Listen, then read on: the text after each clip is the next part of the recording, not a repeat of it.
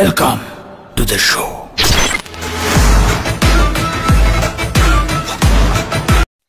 আজ মেগাস্টার শাকিব খানের তাণ্ডব সিনেমার টিজার রিলিজের পর থেকে সোশ্যাল মিডিয়া জুড়ে অনেক উত্তেজনা তৈরি হয়েছে এবং দর্শকরা এটিকে অনেক ভালোভাবেই নিয়েছে। প্রায় সবার কাছ থেকে এই টিজারটি পজিটিভ রিভিউ পাচ্ছে এবং সবাই এটিকে দুর্দান্ত বলছে। কিন্তু এর ভিতর কিছু বাঙালি ফিল্ম ক্রিটিক্স আছে যাদের শাকিব খানের মুভি আসলেই মাথায় কাজ করে না। কোনো একটা সিনেমার কন্টেন্ট দেখলে হয় ওভার হাইপড করবে, লাইক ওরে ভাই রে ভাই কি দেখলাম এটা, হাত মাথা থেকে শুরু করে 3 নম্বর ট্যাগ পর্যন্ত কাঁপতেছে।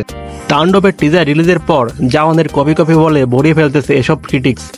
জাওয়ানের ট্রেন হাইজ্যাক সিনটা কিন্তু সিনেমার মূল প্লট না, কিন্তু তাণ্ডবের হাইজ্যাকটা সিনেমার মূল প্লট। সিনেমা নিয়ে ন্যূনতম জ্ঞান রাখা লোকটা এটা দেখলেই বুঝবে, কিন্তু না, আমাদের তো কুল সাজতে হবে, তাই জাওয়ানের কপি বলতেই হবে।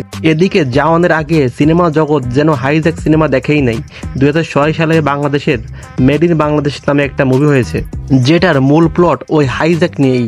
তাণ্ডবকে জাওয়ান থেকে এটার কপি বললেও তো বেশি যুক্তিযুক্ত মনে হতো। আরেক দল উঠে পড়ে লেগেছে ক্রাউডের সামনে দাঁড়িয়ে শাকিব খানের ব্যাক শটটা রোলেক্সের কপি, অথচ এরকম শট সিনেমা জগতে চলে আসছে আমাদের জন্মের আগে থেকে। সিনটা যতটা না রোলেক্সের সাথে মিলে তার থেকে বেশি মিলে জোকারের সাথে। তবে ওই বললাম যে এরা 2-4টা সিনেমা দেখে সবগুলোকে মিলাবে এগুলোর সাথেই। তাণ্ডবের লাস্ট পোস্টারটা সালাদ থেকে ছাপা বলতেই পারেন, মানা যায়। তবে উল্টাপাল্টা লজিক দিয়ে সব ব্যাপারে ট্রোল করাটা বোধাইয়ের পরিচয়। এসব জাওয়ান রোলেক্সের কপি বলা থেকে আপনাদের আরও বেটার কন্টেন্ট দিচ্ছি।